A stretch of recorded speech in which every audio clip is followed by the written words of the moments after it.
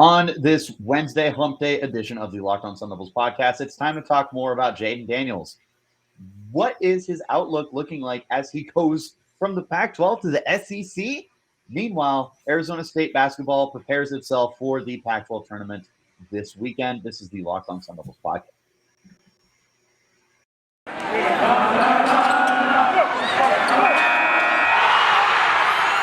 You are Locked On Sun Devils, your daily podcast on the Arizona State Sun Devils. Part of the Locked On Podcast Network, your team every day.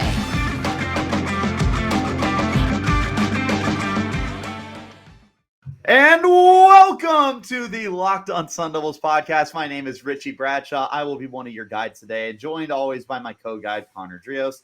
Thank you guys so much for making us your first listen every single day. Remember that this podcast is free and available on all platforms, which includes but is not limited to Google Podcasts, Apple Podcasts, Spotify, Odyssey, pretty much wherever you get your podcasts on an audio platform. But we're also available on YouTube if you want to go like, subscribe, comment, 5-star rate, all that good stuff.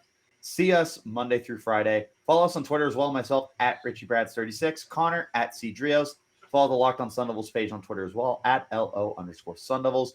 This episode of the Locked On Sun Devils podcast is brought to you by Rock Auto. Amazing selection, reliably low prices, all the parts your car will ever need. Visit rockauto.com and tell them Locked On sent you. Connor, let's not waste any time. Let's talk some Jayden Daniels.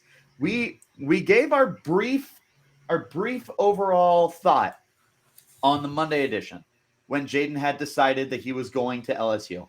But we're going to take a little more time between today and tomorrow, where we will have a guest on tomorrow. I am going to go ahead and tease that. A good friend of ours at the Locked On Network is going to stop by tomorrow and talk more about Jayden Daniels going to LSU. There's your little tease. But in the meantime, me and Connor got to keep it 24/7, 365. You're just throwing numbers out there. They don't mean anything to you. 73 hike. We got to talk Jayden Daniels. Connor, I'm going to turn it over to you real quick. I'm just going to throw this at you. Jayden Daniels is going to the SEC. What do we think? Uh-oh. Next segment. Yeah, big old uh-oh. We're going to go ahead and take our first break. When we return. It's just so, like, unless you really think that the Pac-12 is the conference of champions and then you're going elsewhere, I guess that's the only way you can look at it, because going from the Pac-12 to the SEC, not that there's not quality teams or quality players, quality anything in the Pac-12. It's just, you know it. I know it. Jayden Daniels knows that the SEC is going to be a much harder place for him to play than it was at Arizona State. So at the end of the day, like, if he can play in the SEC and he can prove that to the NFL teams, I mean, I guess maybe that's one way to go test his mettle, right? Like, if he can go on tape, prove to people that, hey, I can go toe-to-toe with some of these teams not named Alabama. Maybe he has what it takes to make it in the NFL. But as of right now, after how he played this last year, again, some of those things within his control, some of those things weren't. But it's not like he's going to a perfect situation necessarily at LSU either. It's not like they are this perfect cream of the crop offense. They are, for the most part, a blue blood type of program. So, I mean, with a good recruiting class or maybe some people coming to the transfer portal, maybe they do get some help for Jayden Daniels. But knee-jerk reaction right now, Richie, Jayden Daniels is in trouble, in my opinion. He's going to be in a world of hurt. So here's the thing, Connor. Not only did he play at Arizona State for 3 years, but he played college ball in California. You're going to be in for a culture shock in more ways than one. Baton Rouge is a lot different than Los Angeles. And are you talking about the swamp? Yes, exactly. The swamp. Down there where everybody talk like this. Let's go Tigers. Not everybody's Coach O, and he's not even there. I know. May that man just have never, ever buy another meal while he is in the state of Louisiana, because what a great treat he gave them. But regardless, it is a culture shock in more ways than one. And sticking specifically to the football side of things, football in the Southeastern Conference is a lot different than on the Pacific 12 Conference. So I don't know, Connor. And for the fact that Vanderbilt is the worst team in the SEC naturally, right? Like, Vanderbilt is in the SEC the same way that Colorado is in the Pac-12. Okay. Guess who doesn't get Vanderbilt on their schedule next year? Big Wolf. Because LSU, guess what? They play in the same division as oh my God, I can't think of the team. Who is it? Their colors are like red or something like that. Like red I think it's more of a white. crimson. Like, is it a crimson? I think it's more of a crimson type of shade. Not Auburn. Does start is with an it- A. Oh, Alabama. That's right. It's They have to- Arkansas, correct. They get Arkansas. I mean, they're still a pretty rock solid team. We'll see what happens when they lose a guy like Traylon Burks. But anyways, this isn't the Locked On Razorbacks podcast. That's another podcast you guys should go check out if for some reason you like the Razorbacks. But Connor, they're football in the SEC is its whole new world. As much as we love to hate the SEC because of how much they love to brand themselves and how much higher they believe themselves to be compared to others. Yeah, no, but that's it. It's accurate. There's a snob factor here, but it's earned. They play as good a football as you're ever going to find. There's a reason why the past however many national championship teams have come from the SEC between Auburn, Alabama, and LSU, winning all sorts of championships in the 2000s, not just the 2010s. I mean, the Florida too. Like and Georgia, obviously. As the SEC is a whole new world of pain when it comes to playing quarterback. Jayden Daniels is not used to this kind of stuff. The closest exposure he got was Utah. And Utah was not better than Alabama, and they were not better than Georgia. Were they better than LSU? Probably, maybe. But the point is, Connor, Jayden has not faced this kind of level of competition for a whole season. I was like consistently, yeah. That's the biggest thing is maybe a game here or there, but that was about it, man. So going into this next year, like I think there's a lot to be said. I think we talked about this in the Monday edition of the podcast that their new head coach Kelly, right? Brian Kelly, right? I think there's a lot to be said about him getting his guy, so to speak, but at the same time, nothing has been given to Jayden. Nothing.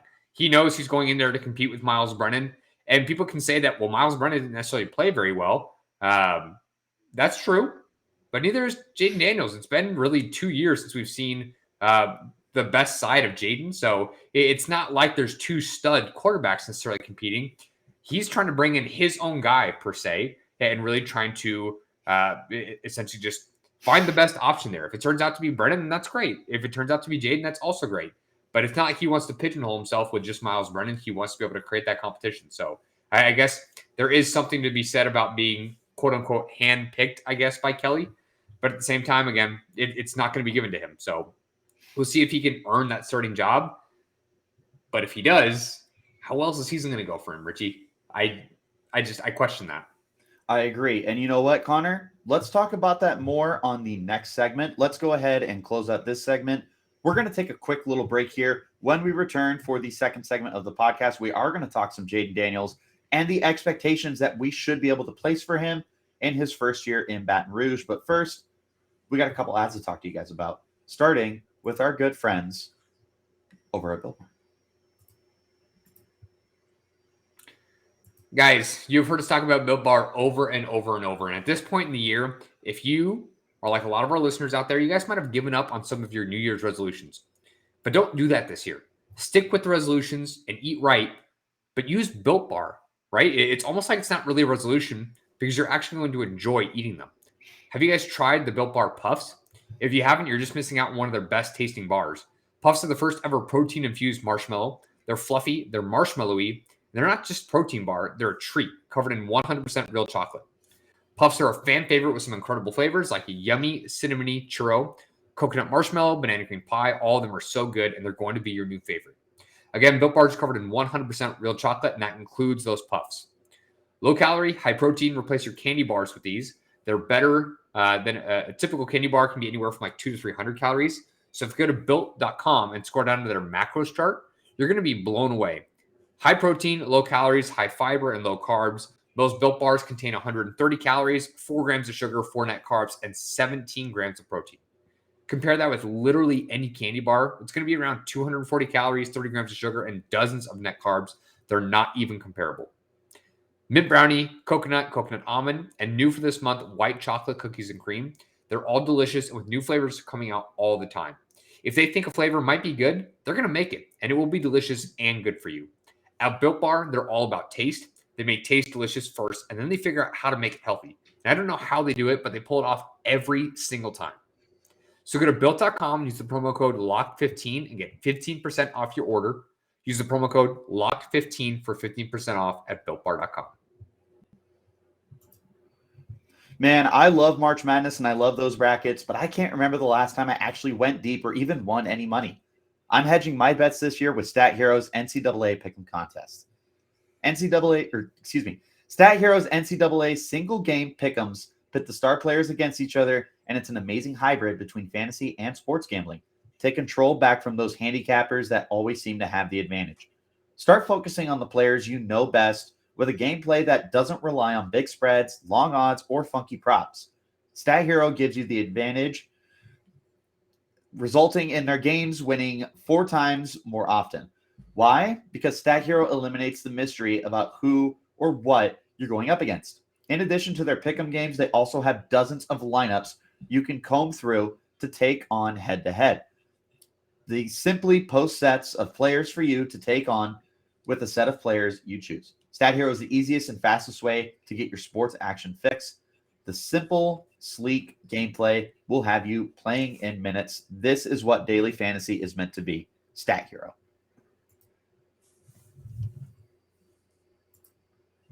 And again, thank you guys so much for tuning in to the Locked On Sun Devils podcast. Make sure that you check out Locked On Bracket Breakdown on March 14th right here on the Locked On podcast feed and YouTube channel. College basketball experts Chris Gordy, Andy Patton, and betting expert Lee Sterling give you in-depth breakdowns and in-depth breakdowns on every matchups. Goodness gracious, I am stumbling all over the place. Sorry, Richie, I don't speak Italian. I only speak English. Goobity Bob. Something like that. I don't know.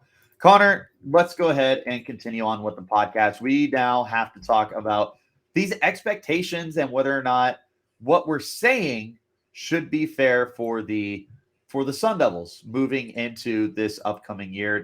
There's a lot of expectations, fair or not, that are going to be placed on Jayden Daniels because of the way that he has performed as a 3-year starter over at Arizona State. He has shown the ability to be a good passer inconsistently. He's shown the ability to be a dynamic runner and has gotten better every year. Mm-hmm. He leads a team. He knows how to win games. He's a competitor. How does this shape up for LSU? So let's start with the best quarterback stat in the whole world: wins. How many wins does LSU find themselves getting this year? Connor's rolling his eyes, and I'm being facetious. Quarterback wins are not a stat, people. Wake up. But how many games does LSU win with Jayden Daniels? Let's look at their schedule. So they do have a couple easier games. They do start off with Florida State, but then after that they get Southern U. Then they go to they get Mississippi State at home, and then they play New Mexico.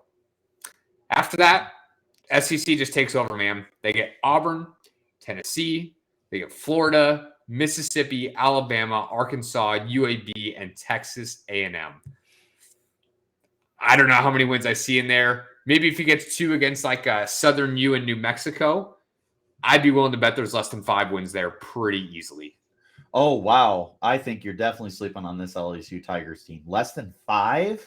Jayden Daniels is their quarterback. Yes, there's less than 5. Buddy, that's still a good LSU team. No, they're 100% bowl eligible regardless. I will tell you, just looking right now, they're beating Florida State. They're beating Southern U. They're beating New Mexico. They're beating UAV. From there, it's a crapshoot. Like, Mississippi State's a good team. That's a toss-up. Tennessee is so hit and miss. That's a toss-up. I don't know what to do with Ole Miss. Florida is on the downswing. I would take LSU there. So there's your 5 wins. Those are the 5 wins I'm most confident in. I think they could beat Arkansas. They're going to lose to Bama. They're going to lose to Auburn. And Texas A&M is so weird, dude. Like, are they the team that beats Alabama, or are they the team that craps the bet against everybody else? So this is, no matter what, a bowl team. Don't overthink it, everybody else. Connor, don't overthink it, my friend. Do you want to make a gentleman's bet on that? Just a gentleman's bet? Just a gentleman's bet. Oh, well, name your price, man. Name your price. I want another In-N-Out bet. Is there a stipulation that Jayden Daniels has to be the quarterback? Like hypothetically, if Miles Brennan wins, does this nix it? Yes. Okay, so if Jayden Daniels is a starter for the majority of the games, if for some reason he gets benched or hurt, but he still plays the majority of the starts, I think that's okay. I think that's fair. But this assumes essentially he wins the starting job. I don't think that they're going. I'm taking the under at 5.5. Richie, you're taking the over. I'm smashing the over. Gentleman's bet, in and out bet. Sounds good. Put her there. Sucker born every minute. There you go. Hey, when are you getting me that In-N-Out burger, by the way, for the other thing I won?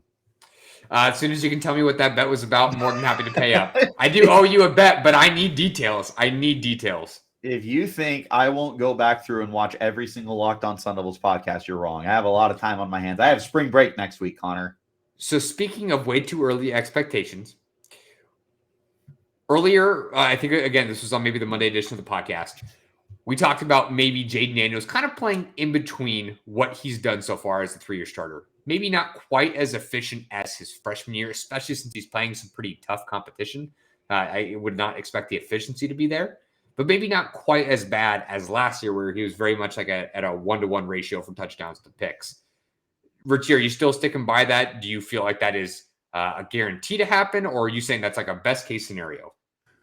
Best case scenario is he finds a way to keep it under 10 interceptions. Connor, I think he's going to throw more than 10 interceptions. I think he's going to do just about what he did this year, where he's throwing, 15 touchdowns, but he's also finding a way to throw 10 interceptions. The one bright side that we talked about yesterday is he's got Kayshon Boutte.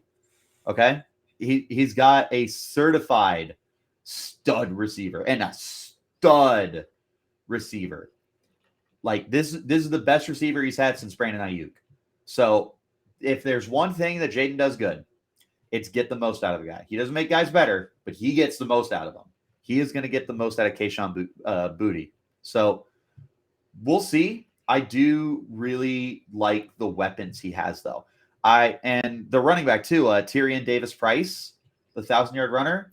I like these options that he has here, Connor. So again, he should be able to maximize these guys. And if that's the case, then he's quality, right? It's not, he's never going to be what he was as a freshman. That 17 touchdowns, 2 interceptions. No, that long gone, way out the window. What we just saw is probably going to be what we see out of him as a quarterback for the remainder of his career. Should he get to the pros, or should he get into one of the I don't even want to call it a minor league, but like the United States of America Football League, and goodness gracious, I just had something fall off. That was a picture frame. Rest in peace to that picture frame. My poor dog is scared out of her mind. But so fall off like Jordan or like Jayden Daniels quarterback play. Fall off exactly like Jayden Daniels. Exactly.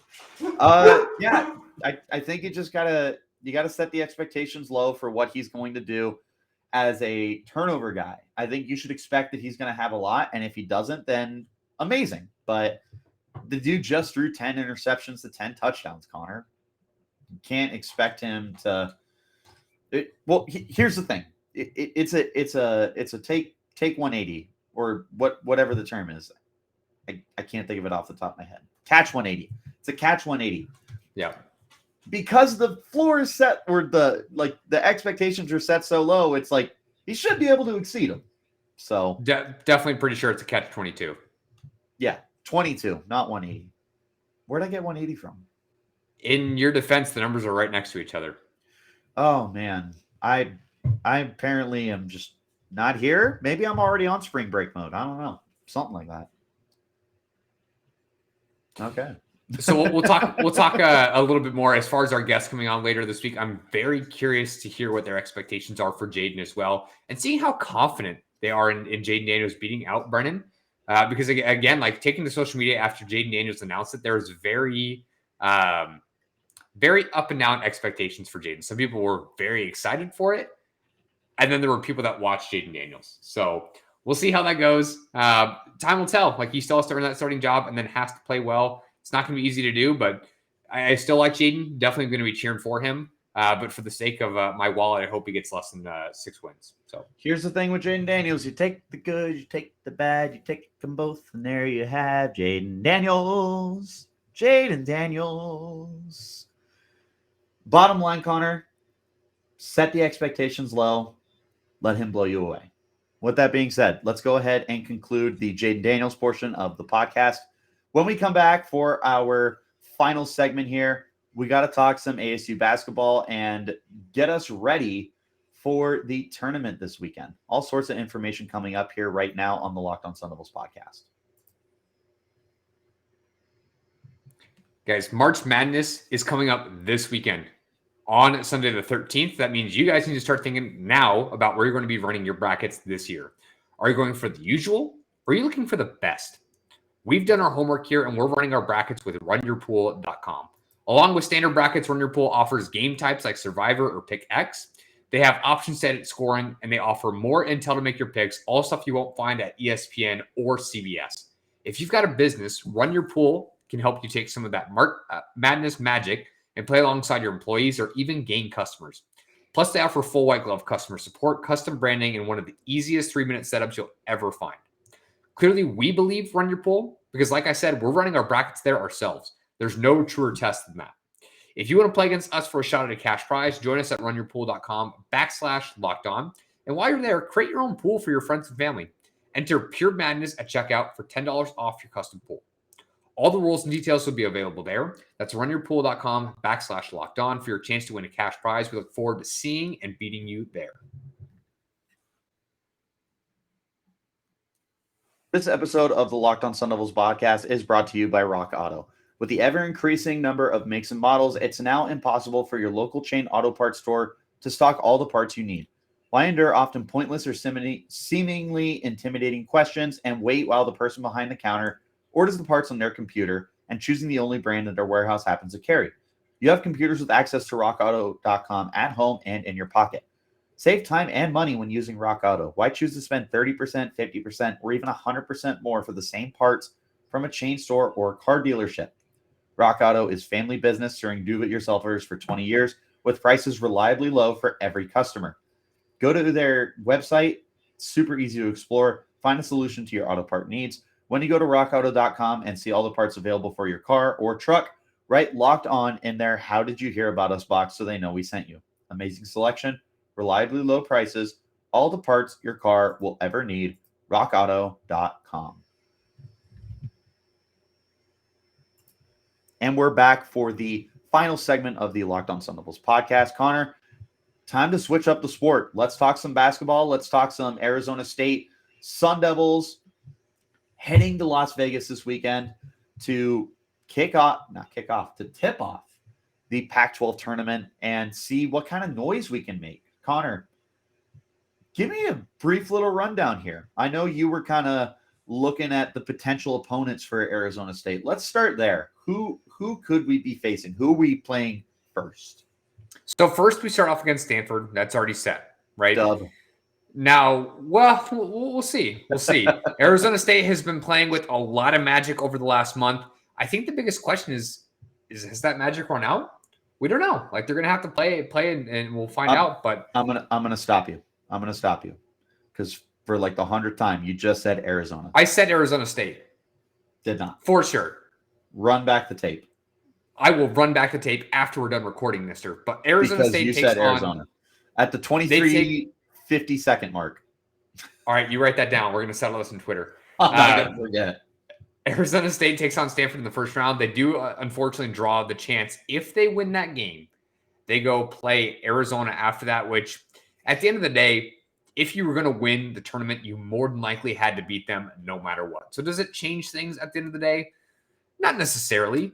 No, it's just if you lost them in the finals, it would have looked better than you losing to them in the second round, right? So that really feels like more of a moral thing than anything else. But if you just so happen to beat Stanford and Arizona in the semifinals, you would take on one of Colorado, Oregon, or Oregon State, all opponents that ASU has beaten this year. So not impossible by any stretch. Now, as far as the other side of the bracket, if they did just so happen to make it to the finals, they would have to play more than likely a UCLA or USC, right? Doesn't mean that they're guaranteed to get there, but what is a little bit nice is you don't have to go through the 3 best schools in the program, or the conference. At least USC and UCLA could potentially knock one of each other off, than to play Arizona State in the finals. But we're talking about a pipe dream here, guys. Like, seriously. But I will say, early on in the year when we were something stupid. It was like maybe 2-7 games under 500, something like that. Just to start the year, severely below. We were talking about what this team had to do to get to 500. Now, they didn't hit that mark in their overall standings.